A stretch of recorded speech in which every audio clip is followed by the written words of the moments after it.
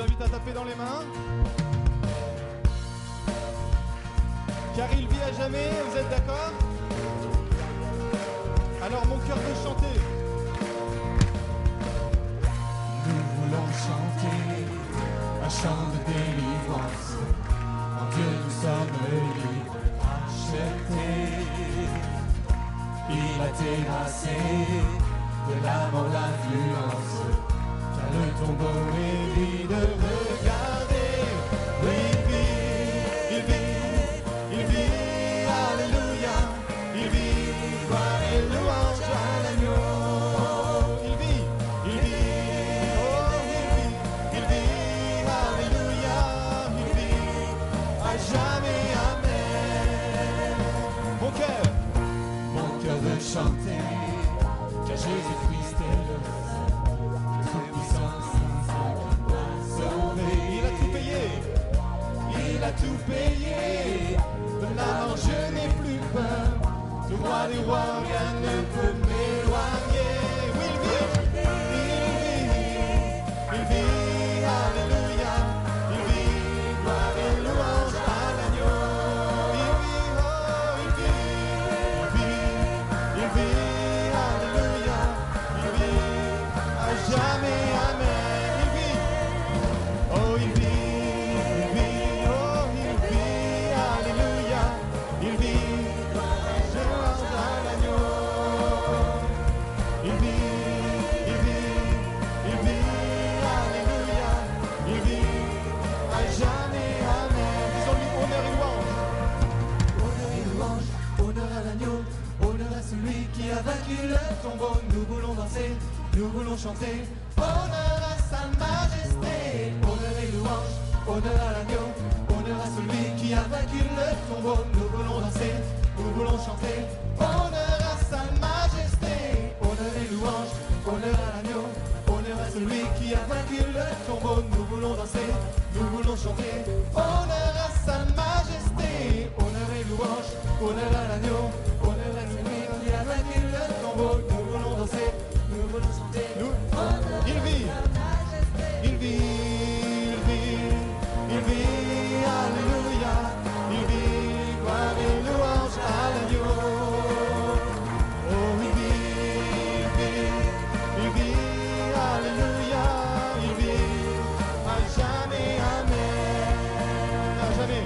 Il vit, à jamais, amen. Il vit, à jamais, amen.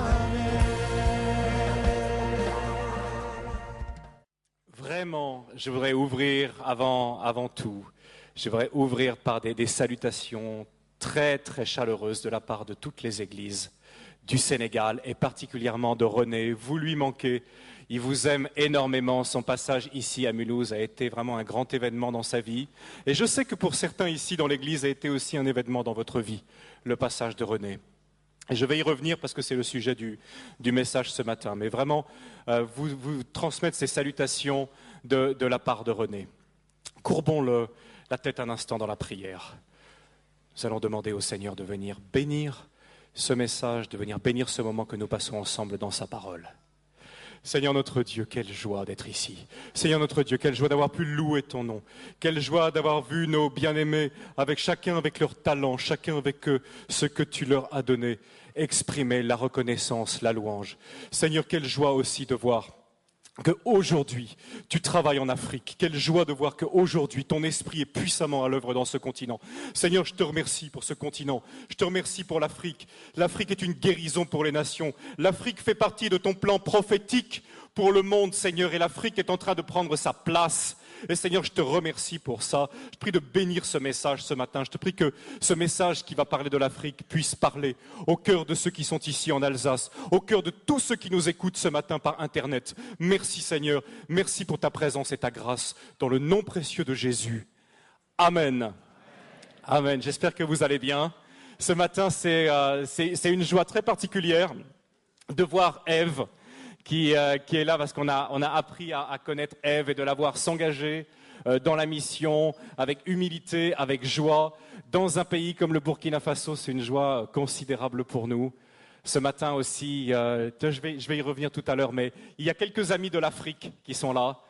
Et je voudrais dédier ce message à tous ceux qui nous écoutent du Sénégal et d'autres pays d'Afrique par Internet, simplement pour vous dire que notre famille a une dette de reconnaissance considérable par rapport à l'Afrique, par rapport aux Africains.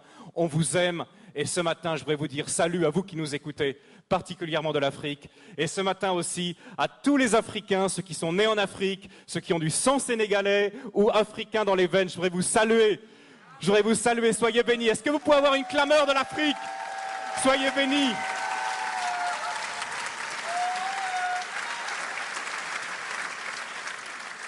Soyez bénis pour votre joie, soyez bénis pour tout ce que le Seigneur fait dans votre vie. Vous savez, hier d'être là au téléphone avec René et d'entendre une bonne nouvelle après l'autre qui venait du Sénégal, ça réchauffait mon cœur. Claude Schmerber, le fondateur de la mission au Sénégal, était là à côté de moi. On entendait sur Skype, on entendait René nous donner une bonne nouvelle après l'autre. Et je voulais partager certaines, avant de commencer le message, certaines de ces bonnes nouvelles avec vous. Et d'abord vous dire un grand merci. Vous avez participé, vous savez qu'il y avait presque la famine au Sénégal cette année. Les gens ont manqué de tout parce que la dernière saison des pluies était tellement mauvaise et les gens étaient dans la disette. Et l'église à Mulhouse a participé. Et au travers de l'opération 1000, plus de 200 familles du Sénégal ont pu manger pendant un mois dans la plus mauvaise période, la plus difficile, celle qu'on appelle la période de soudure, parce que le grenier qui était rempli des récoltes de l'année précédente est vide et les récoltes nouvelles ne sont toujours pas arrivées. Il n'y a rien et l'église de Mulhouse a participé. 135 familles de l'église et 70 familles pauvres, pas forcément de l'église mais qui étaient dans l'entourage des églises, ont bénéficié de cette opération 1000. Et je voudrais que vous vous applaudissiez en mon nom. Je vous applaudis, je vous remercie beaucoup pour ça.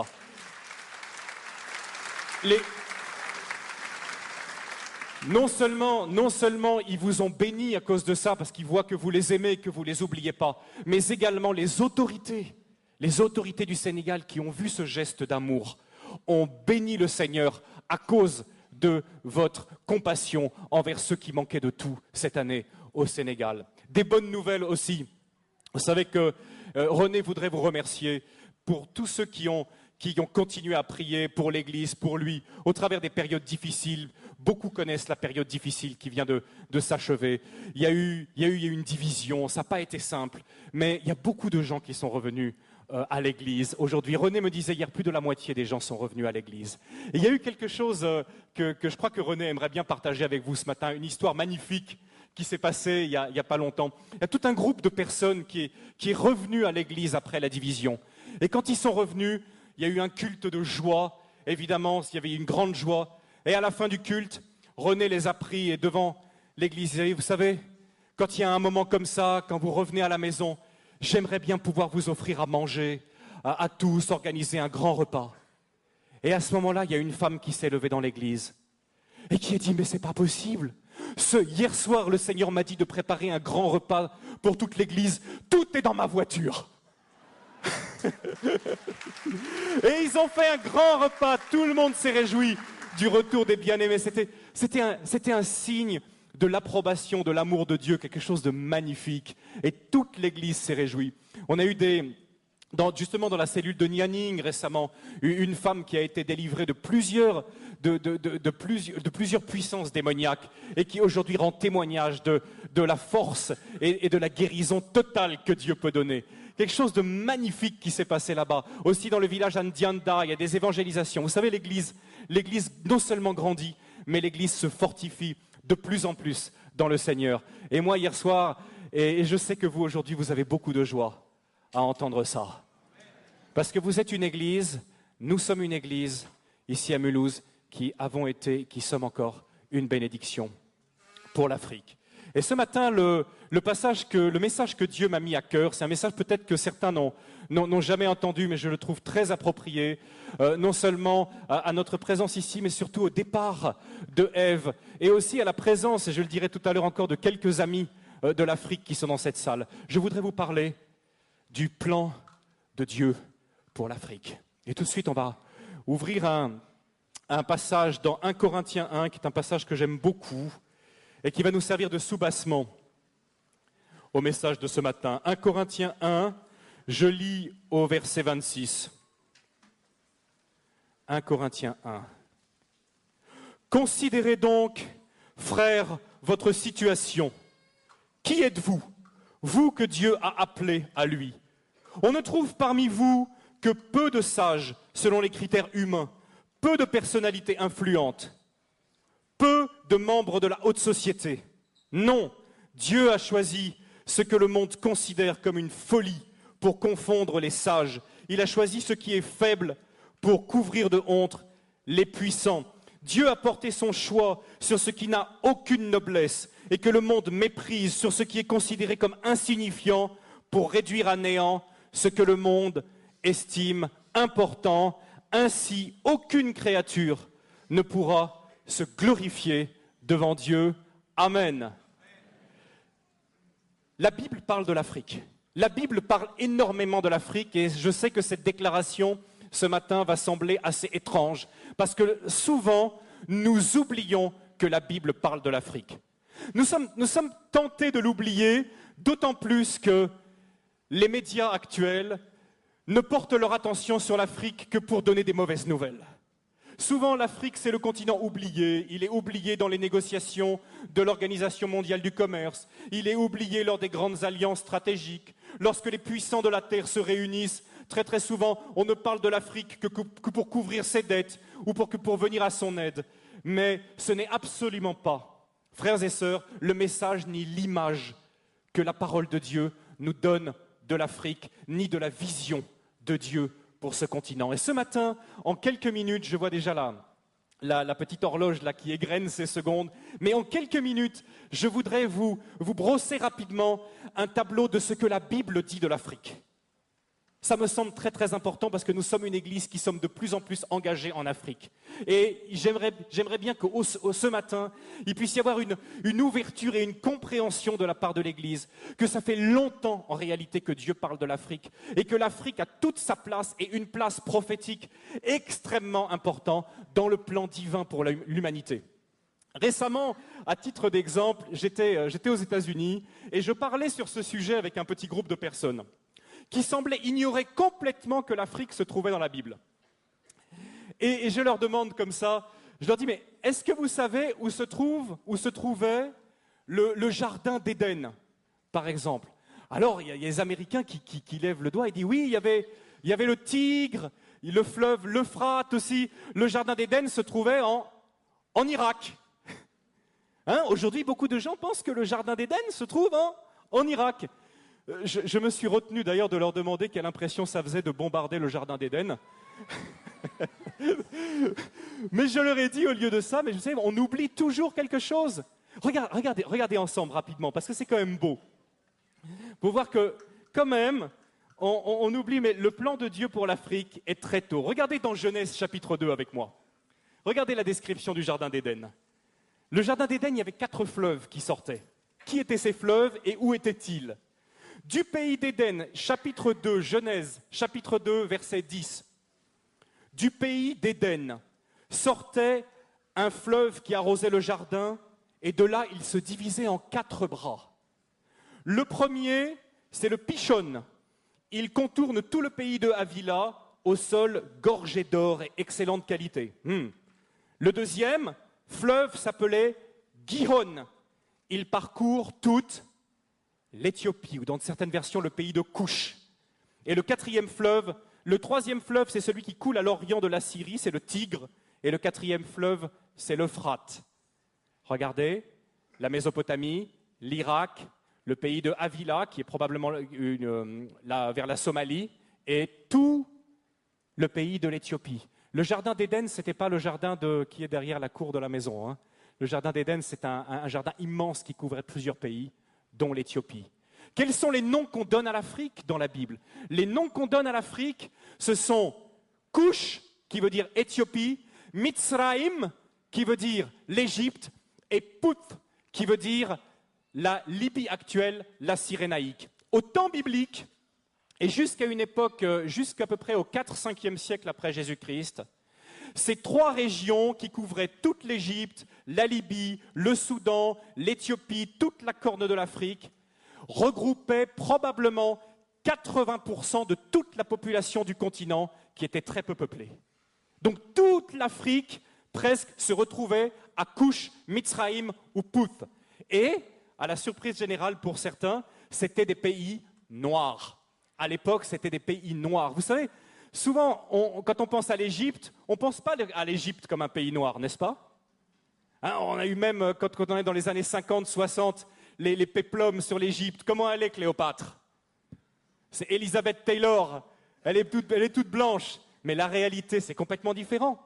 Toutes les recherches historiques ont montré qu'à l'époque de Moïse, ont montré qu'à l'époque biblique, l'Afrique était un pays noir. Et d'ailleurs, il suffit de regarder les hiéroglyphes aujourd'hui pour voir toutes ces femmes égyptiennes avec les cheveux tressés qui ressemblent à s'y méprendre aux Peuls du Sénégal. Des recherches ont montré que les Peuls du Sénégal, pour ceux qui les connaissent, sont parmi les descendants les plus directs des Égyptiens. Les travaux, entre autres, du professeur Cheranta Diop et d'autres ont montré que l'Égypte était un pays noir, que l'Éthiopie était un pays noir et que la Libye était un pays noir.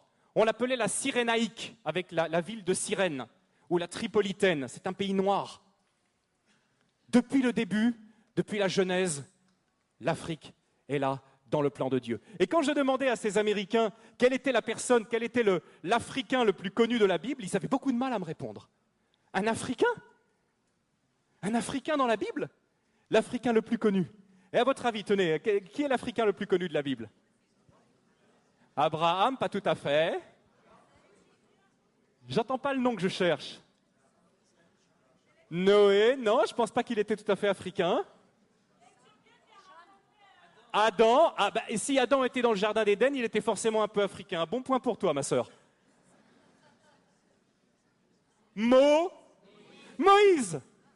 Moïse, né, grandi en Afrique, passé 40 ans de sa vie en Afrique. À une époque, et j'aimerais bien, justement, aujourd'hui, quand on pense à l'Afrique, on pense à quoi? Honnêtement, quelles sont les images qui viennent à nous? Nous qui sommes ici en Alsace. Je ne sais pas vous qui regardez Internet là. Mais on pense à des guerres, on pense à des catastrophes, on pense à des famines, on pense à des ennuis sociaux. Voilà les premières images qui nous viennent lorsqu'on pense à l'Afrique. À l'époque de Moïse et au temps biblique, l'Afrique, ce n'était pas du tout ça. D'abord, l'Égypte était la première puissance économique du monde.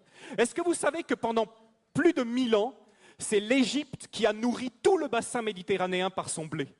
L'Égypte possède un cadeau de Dieu extraordinaire qui s'appelle le Nil, qui est probablement le fleuve le plus extraordinaire du monde, un fleuve qui vient du lac Victoria au Kenya et qui coule dans un delta. Ce sont qui donnent la possibilité de faire du jardinage de façon extraordinaire.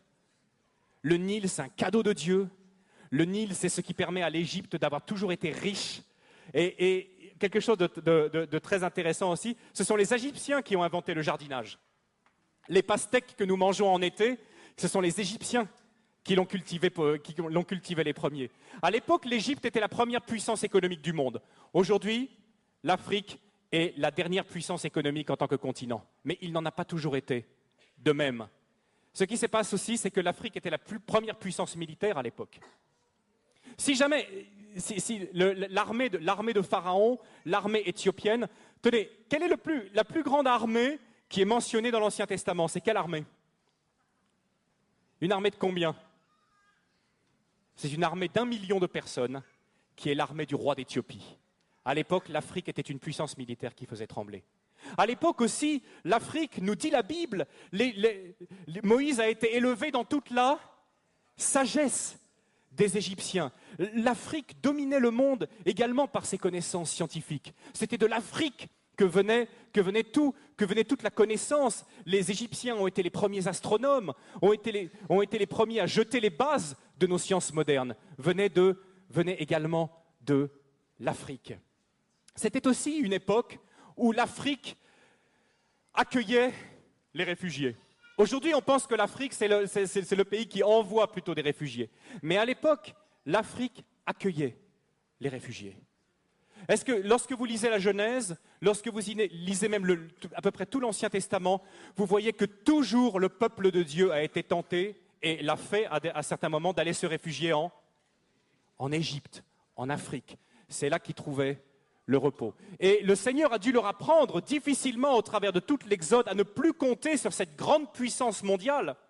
Et si Dieu a humilié l'Égypte, il n'a pas humilié un pays faible, mais il a humilié un pays qui était la première puissance mondiale. Comme aujourd'hui, si Dieu choisissait d'humilier une nation puissante, il choisirait probablement d'humilier ou les États-Unis ou l'Europe, qui nous glorifions de notre technologie, de notre puissance, de notre force militaire. Donc Dieu a dû apprendre à son peuple à ne pas compter, à ne pas dépendre de la puissance des hommes, mais à compter seulement sur sa puissance.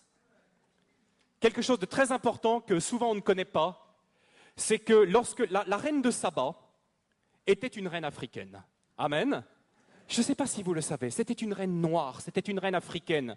Et les Éthiopiens, aujourd'hui, basés aussi sur des recherches intéressantes, montrent que probablement la reine de Saba était la reine de tout le royaume d'Éthiopie à l'époque. Elle était allée chercher la sagesse auprès de Salomon. Et que dit aujourd'hui l'Église là-bas en Éthiopie? L'Église, dans sa tradition, dit que Salomon et la reine de Saba ont eu un enfant, que cet enfant est devenu Ménélik Ier, le premier empereur d'Éthiopie, qui a été la plus longue dynastie du monde jusqu'à la chute de l'empereur Haïlé Sélassié dans les années 70, qu'on appelait le Négus. Et sa filiation remontait à Salomon lui-même. Salomon lui-même, Ménélik, le Négus. Dieu a toujours pris soin. Vous savez, en plus, aujourd'hui, on s'aperçoit qu'il n'y a aucune explication rationnelle à la présence d'un si grand nombre de Juifs en Éthiopie, qu'on a appelé après les Falachas, qui sont revenus en Israël. Christian connaît bien cette histoire. Il n'y a pas d'autre explication que le fait que, depuis les temps de l'Antiquité, les Juifs étaient présents en Éthiopie, et c'est probablement la reine de Saba qui a ramené la connaissance du Dieu jusqu'au fond de l'Afrique, et qui l'a gardé aujourd'hui. Aujourd'hui, l'Éthiopie est une nation profondément chrétienne, encore aujourd'hui, où d'ailleurs il y a un énorme réveil de l'esprit en ce moment dans les églises traditionnelles en Éthiopie. La reine de Saba, donc Dieu a parlé à l'Éthiopie, et on le retrouve dans le Nouveau Testament, où Dieu a toujours cherché à ce que son message parvienne à l'Afrique. J'ai été touché qu'un des premiers récipiendaires de l'Évangile, dans l'Acte au chapitre 8, vous connaissez l'histoire, l'eunuque éthiopien, qui était surintendant de tous les trésors de la reine d'Éthiopie, venu en Israël, à Jérusalem, pour adorer comme un juif pieux, africain qu'il était, et qui, sur le chemin du retour, a rencontré Philippe, ou a rencontré Dieu plutôt, parce que c'est Dieu qui avait prévu cette rencontre. Dieu a pris soin que le message de l'Évangile, qui venait à peine d'arriver, que ce message puisse être transmis à l'Afrique. Et c'est cet homme qui a amené l'Évangile en Éthiopie et qui l'a amené en Afrique. Dieu avait pris soin que la reine de Saba vienne chercher la sagesse auprès de Salomon. Dieu a pris soin que l'Éthiopien également soit là tout au début de la révélation de l'Évangile. Jésus et l'Afrique. Qu'est-ce qu'il y a à dire sur Jésus et l'Afrique? Est-ce que Jésus a un lien avec l'Afrique? Oui. Un lien qui, moi, m'a toujours beaucoup touché. Je ne sais pas si vous avez réfléchi à ça. En fait, Jésus a eu deux connexions dans sa vie avec l'Afrique. La première, quand il était bébé. Quand il était bébé, il a dû fuir avec ses parents, alors l'oppression d'un roi cruel, et où est-ce qu'il a cherché secours? En Afrique. Jésus a eu besoin de l'Afrique. C'est intéressant d'ailleurs, ceux qui sont allés en Égypte et qui s'intéressent à l'histoire, ont pu voir que dans toute la tradition de l'église copte, en Égypte, on a les traces du passage de Marie, de Joseph, de Jésus, qui étaient là, qui se sont arrêtés à certains endroits. Et l'Église a gardé trace de ce passage du Fils de Dieu en Égypte, alors qu'il était un tout petit enfant. Deuxième connexion, un peu plus difficile à trouver. À la fin de sa vie, dans ses dernières heures, qui c'est qui porte sa croix? Simon de Cyrène. Qui est Simon de Cyrène? un Africain qui vient de Cyrène, un homme, nous dit l'évangile de Marc, chapitre 15, verset 21. Ils forcèrent un homme revenant des champs, Simon de Cyrène. Toujours la méchanceté des gens. Quand on veut faire du mal à quelqu'un, qui on prend? On prend l'Africain. Quand on veut réduire en esclave quelqu'un, qui on prend? On prend l'Africain. La méchanceté, toujours qui est là. Le soldat romain qui dit « Hé, toi là, allez, va porter la croix ». Et qu'est-ce qu'il fait? Simon de Cyrène, il porte la croix de Jésus. Il fait ce que les disciples auraient dû faire. Il devient quelque part le symbole de nous tous qui portons la croix de Jésus aujourd'hui, qui marchons derrière lui. C'est un Africain qui fait ça. Et c'est curieux parce que l'évangile de Marc dit « Ils forcèrent un certain Simon, père d'Alexandre et de Rufus ». Qui sont Alexandre et Rufus?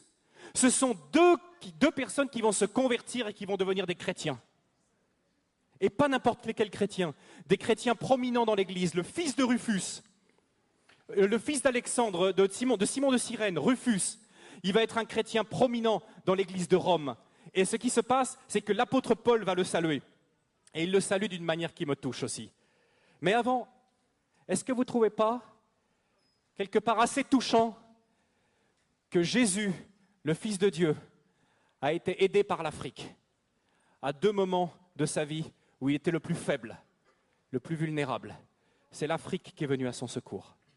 Et bien sûr, Dieu ne doit rien à personne, nous dit l'Écriture.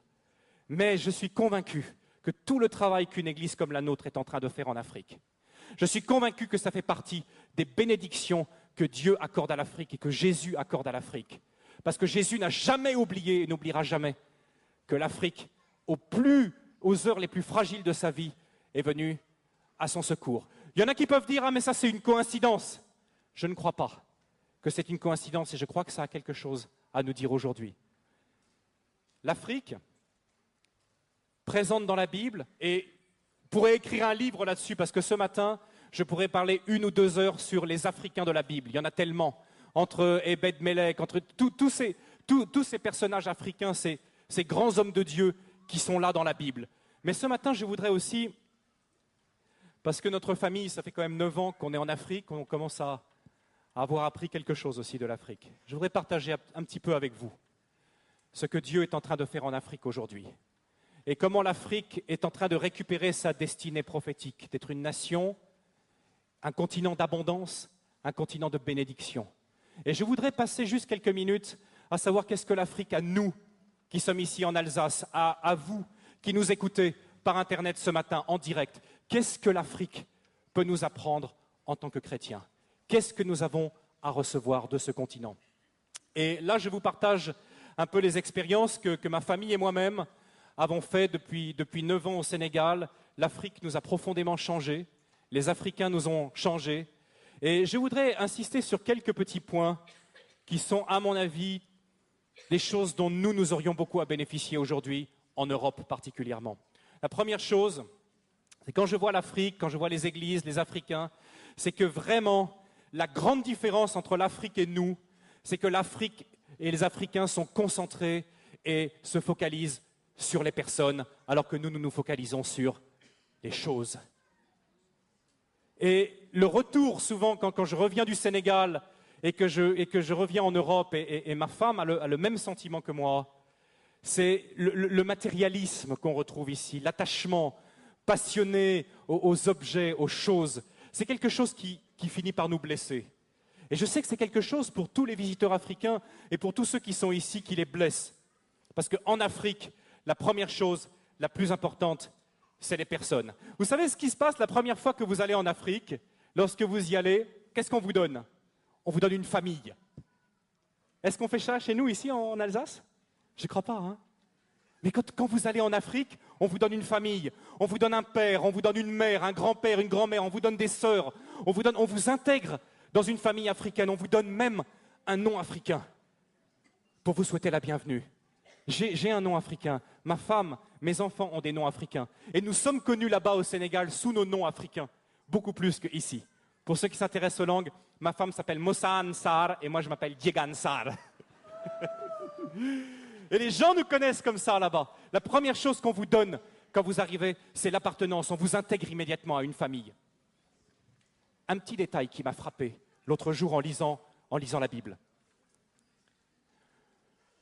Tenez, on lit ensemble. Romains 16, rapidement, c'est juste un verset. Romains 16, vous êtes encore réveillés? D'accord, merci, c'est gentil.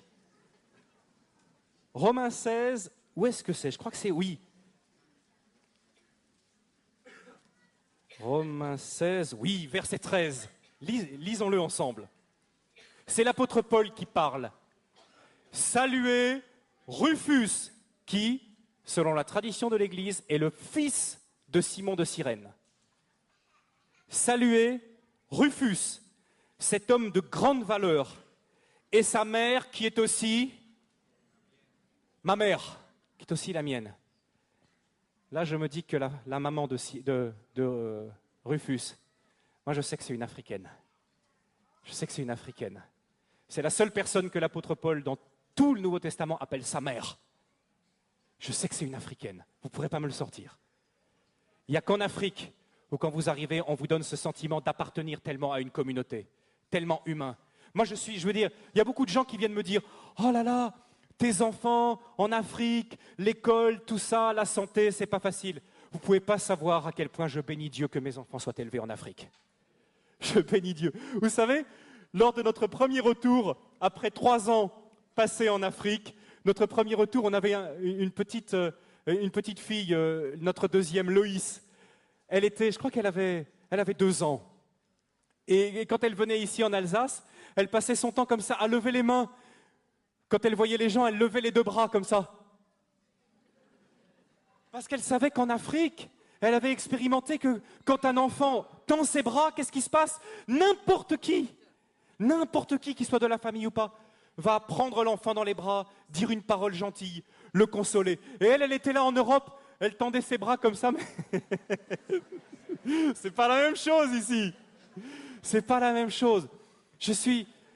Grandir en Afrique, c'est grandir dans le continent le plus humain, le plus chaleureux et pour moi le plus merveilleux qui se puisse être. Je remercie. Encore une fois ce matin, je profite de ce passage, je dis merci à l'Afrique. Et non seulement l'Afrique m'a guéri de beaucoup de choses, non seulement l'Afrique est toujours en train de me transformer, mais je suis convaincu que ce côté humain, c'est notre Église, nous ici à Mulhouse, on en a profondément besoin, de retrouver ce relationnel qui est les valeurs bibliques. Quand vous travaillez en Afrique, vous apercevez que ces valeurs de relationnel, ce sens de l'humain, cette attention portée aux gens, c'est le cœur de l'Évangile. Et on ne le vit pas assez en Europe. Beaucoup de fois, moi j'ai des amis ici en Alsace qui me disent, vous savez, on ne connaît même pas nos voisins. Ça c'est impensable en Afrique. C'est impensable. Et l'Église d'Europe a besoin de guérison de ce côté-là. On a besoin de réapprendre tout le côté relationnel de l'Évangile. Et l'Afrique peut beaucoup nous y aider. Beaucoup.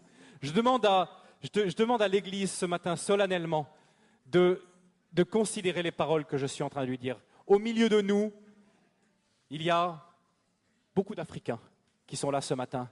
Et je peux vous assurer, et je crois que je parle de la part du Seigneur, que ces Africains qui sont au milieu de nous sont là, appelés, amenés par le Seigneur pour nous guérir de beaucoup de choses, et particulièrement de notre matérialisme et de notre attachement aux choses. Je parle solennellement ce matin, mes bien-aimés. Je voudrais que vous fassiez attention. Rapprochez-vous des frères et sœurs africains qui sont au pied de nous. Je parle aussi de ceux qui sont d'origine des Antilles, de ceux qui ont grandi en France, mais qui ont le sang de l'Afrique en eux. Ils sont une bénédiction et une grande source de guérison pour l'Église. Je voudrais saluer aussi ce matin tous les couples mixtes qui sont de l'Église. Je ne peux pas les saluer individuellement par leur nom, mais je vous dis de la part du Seigneur, vous êtes aussi une guérison ici pour notre Église. Vous êtes une guérison de la part de Dieu. Souvent, l'Africain, c'est quelqu'un qui ne va pas chercher à se mettre en avant, mais il ne va pas chercher à imposer ce qu'il est et ce qu'il croit. Mais je peux vous dire que si vous prenez par la main ceux qui sont vos voisins, et vous allez beaucoup apprendre d'eux. L'Afrique est le continent le plus humain du monde. C'est aussi un continent, dire les Africains, ce qui nous a surpris toujours, c'est à quel point ils considèrent que le temps appartient à Dieu, alors que nous, le temps appartient à nos montres. Nous sommes toujours pressés. Tu te souviens, Claude, hier, on était au téléphone avec Diokel. Et même moi, j'ai fait 9 ans d'Afrique. Je lui dis, « Hey, Dioc, Donne-moi rapidement, là, quelques nouvelles de l'église, parce que demain, je vais saluer l'église. » Et je sentais, quoi? Rapidement? Encore pressé, toujours pressé, les toubabs. Et moi, j'ai honte, j'avais honte, il avait parfaitement raison. On est toujours tellement pressé. La montre, toujours, le temps, les choses à faire, etc. En Afrique, ce n'est pas du tout la même chose. Et vous seriez, peut-être vous êtes surpris ce matin si je vous dis que de ce côté-là, il se rapproche plus de la parole de Dieu, de la Bible que nous. Vous trouverez, ça sera très très très difficile pour vous ou pour moi de trouver dans la Bible des passages qui disent qu'il faut être à l'heure, qu'il faut respecter le temps, qu'il faut faire certaines choses vite dans le bon temps. C'est quand même assez difficile. La culture biblique n'est pas une culture qui est centrée sur l'efficacité, mais sur l'obéissance. Ce qui est important dans la parole de Dieu, c'est d'obéir. Ce n'est pas de réaliser certaines choses. Alors bien sûr, chez nous, ça nous a apporté beaucoup. On a le développement, on a les machines, les voitures, on vit plus longtemps, on est en meilleure santé, on a de l'argent en banque. Est-on plus heureux? Est-on plus heureux? On nous dit toujours qu'on cherche le bonheur. Et je partage quelque chose aussi avec vous ce matin, c'est que je trouve en moyenne que les Africains que je connais sont beaucoup plus heureux, même s'ils ne sont pas chrétiens, sont en moyenne beaucoup plus heureux que même beaucoup de chrétiens que je connais en Europe. C'est triste à dire, n'est-ce pas? La joie du Seigneur devrait être toujours là, notre force, devrait toujours être, mais nous sommes tellement soucieux. Et si nous regardons bien d'où viennent la plupart de nos soucis, viennent souvent de questions matérielles, questions d'argent, des questions de travail qui nous minent. Mais les Africains que je connais, même s'ils ont des situations beaucoup plus difficiles, ni sécurité sociale, pas beaucoup d'accès aux médicaments, compte en banque, la plupart du temps, rien du tout, mais heureux de vivre et reconnaissant pour les petites choses. Je me rappelle de ce paysan qui avait tout perdu à cause de l'invasion des criquets, tout. Il était assis au bord de son champ, il n'avait même pas récolté 1 kilo de céréales. Je m'approche de lui, je dis, papa, qu'est-ce que tu vas faire? Il me regarde, il lève les doigts vers le ciel et il dit, Yallah, Dieu.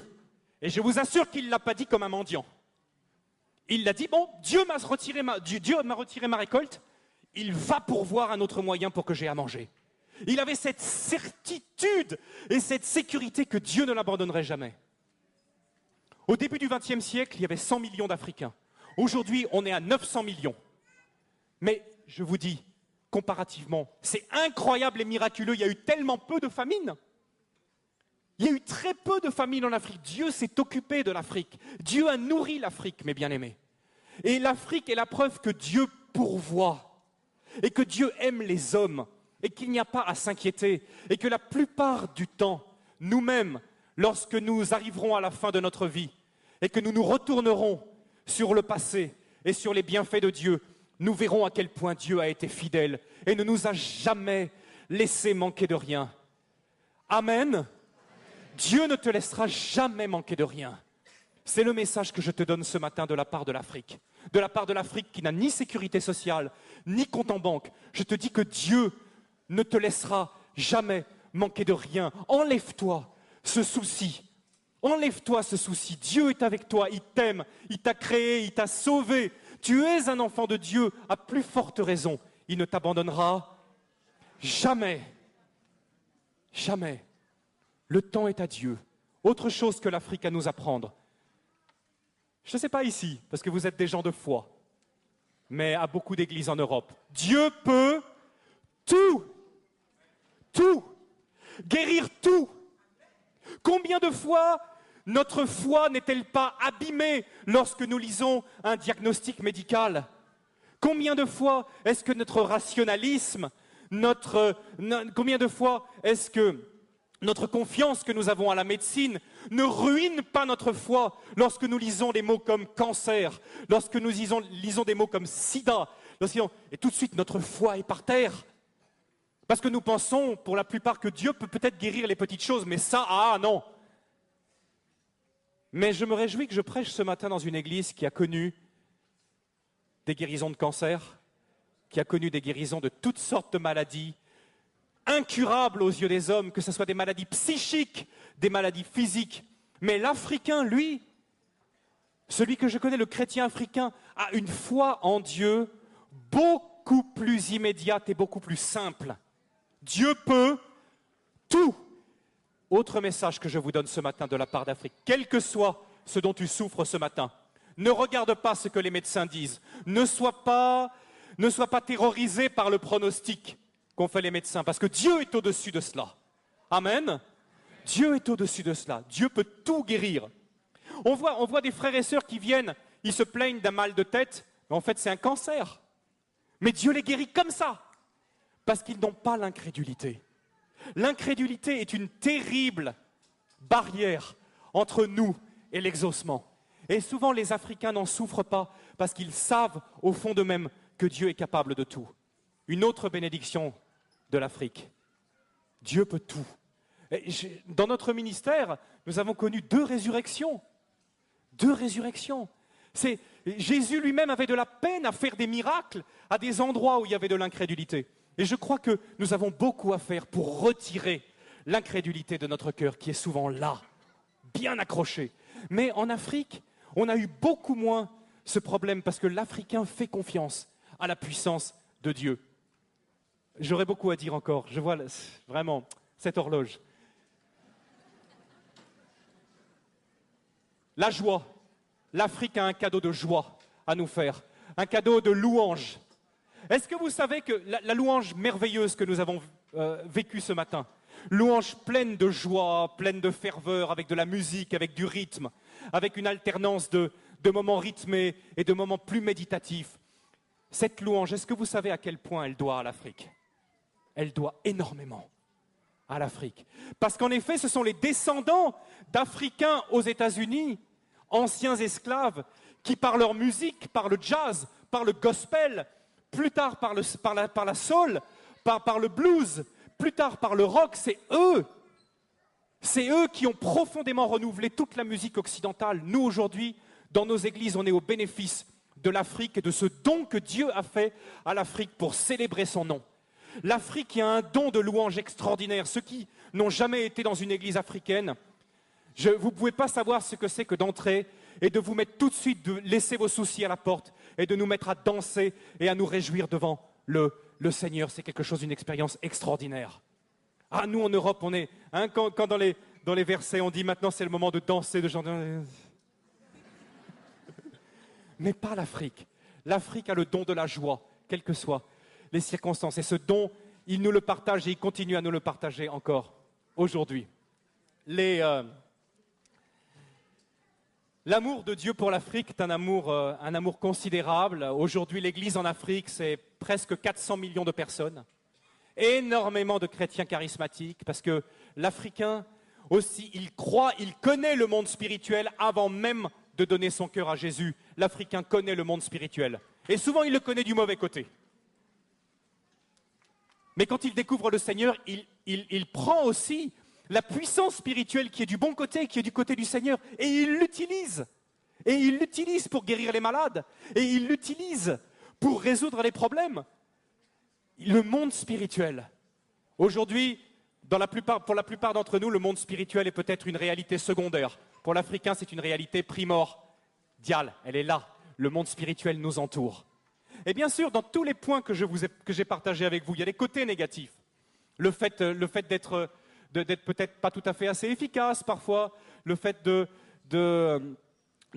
pas considérer assez le temps, parfois c'est quelque chose qui nous agace, ceux qui sont été en Afrique, n'est-ce pas? Mais le côté négatif, je ne vais pas du tout vous en parler ce matin. Parce que le côté négatif, on y pense nous-mêmes tout seuls. On n'a pas besoin de nous prêcher là-dessus. Mais je voudrais vous dire à quel point nous, l'Église ici à Mulhouse, on serait d'autant plus bénis qu'on écoute la guérison que veut nous apporter l'Afrique. Je voudrais juste, maintenant c'est fini, je voudrais que ce matin j'ai eu une joie énorme de voir quelqu'un parmi nous qui est un très grand ami de l'Afrique et je voudrais lui demander de se lever. André Vin, qu'est-ce que tu peux te lever s'il te plaît? Regardez, où est-ce que tu es? André, le directeur de la WEC en France. Nous nous sommes connus au Sénégal, il était le directeur de la WEC au Sénégal. Et tu ne peux pas savoir, André, la joie que tu me fais d'être aujourd'hui ici. La WEC est l'une des missions qui a le plus envoyé de missionnaires en Afrique. Aujourd'hui encore, vous savez qu'ils sont tout à côté? À Ilzac, ils ont la WEC France juste à côté. Et ils ont envoyé tellement des centaines, des milliers de missionnaires en Afrique. C'est l'une des organisations missionnaires qui a le plus béni l'Afrique. André, mon frère, tu ne peux pas savoir la joie que j'ai de te voir aujourd'hui. Sois béni, accueillez de tels hommes. Je vais demander de l'applaudir. Applaudissez André. Mon frère, que le Seigneur bénisse la WEC, qui continue à envoyer beaucoup de missionnaires. Aimons l'Afrique, prions pour le Sénégal. Nous avons maintenant, avec Ève, nous avons encore un champ missionnaire qui s'ouvre. Une collaboration avec les églises du Burkina Faso. À chaque fois que le pasteur Mamadou Karambiri vient ici, je sais que c'est une immense bénédiction pour l'Église. Et c'est une bénédiction qui nous vient là encore de l'Afrique. Recevons, mes bien-aimés, de l'Afrique. Apprenons de l'Afrique. Aimons l'Afrique. Vous savez, nous les Français, qu'on le veuille ou non, nous sommes énormément liés à ce continent. Et je voudrais vous demander de nous garder dans la prière. L'œuvre de Dieu au Sénégal, l'œuvre de Dieu en Algérie qui progresse malgré les difficultés, l'œuvre de Dieu au Burkina Faso et, je le dis, dans tous les champs missionnaires où Dieu va encore nous envoyer dans ce continent, parce que la vision que nous avons reçue un jour à Mulhouse d'une courge qui étend ses fruits, qui étend dans toutes les nations de la terre, n'a pas fini d'être réalisé. Et il y aura encore des pays africains où cette Église va travailler. Que le Seigneur vous bénisse richement. L'Afrique vous aime. Aimez l'Afrique. Amen.